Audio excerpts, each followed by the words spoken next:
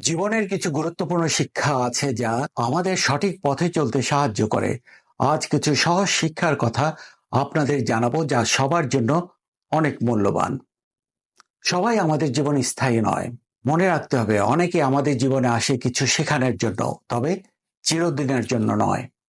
সব সময় সম্মান করা, অন্যকে সম্মানের যোগ্য না হলেও আমাদের উচিত তাদের সম্মান করা। এটি আমাদের ভালো গুণ প্রকাশ করে। কেউ চলে গেলে তাকে যেতে দেওয়া উচিত। কখনো কখনো কিছু মানুষের চলে যাওয়া আমাদের জীবনে নতুন এবং ভালো মানুষের জন্য জায়গা তৈরি করে দেয়। নীরবতা অনেক সময় সেরা উত্তর। কিছু পরিস্থিতিতে চুপ থাকা সবচেয়ে ভালো সমাধান হতে পারে।